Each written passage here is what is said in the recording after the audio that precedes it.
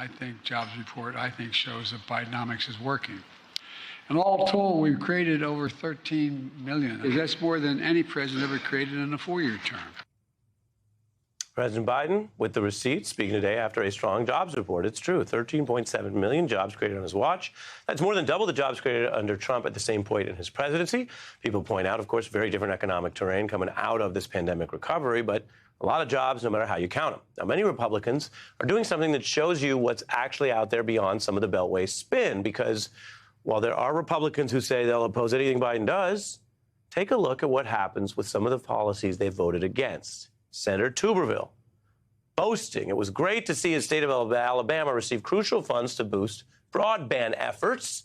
And maybe it was great, but let's be clear, Tuberville voted against the infrastructure bill providing those funds. Or Congressman Joe Wilson saying the infrastructure bill was passed to the detriment of families, calling it a waste of money, but that he welcomed the $2 billion investment in his state to make electric vehicles, funds that were funneled through the Biden administration. This is a familiar story. Those are just a couple examples. And I told you, White House Friday night, they're still working. They're even running around the city. Karine Jean-Pierre, the White House press secretary. They're still working. Still working. Friday, always working. It's not a surprise to everyone who knows the industry that you're working on a Friday night anyway, but we do appreciate being here on a Friday night. I love being in person, and you're here. We're here. You're here in D.C., not in New York. Yeah, that's great. So we have plenty to get to. Let's start there. It must mean some of this stuff is popular even in those red districts or states if they want to be associated with it. What's the White House response, though, to the double talk? And I love it. You said it at the top, the receipts, right? The Bidenomics is working. It is actually working. You see that in a jobs report. And I think one of the most important ways that it's clear that you see it is when you have congressional Republicans, as you stated at the top, who voted no for many of these key signature economic policies.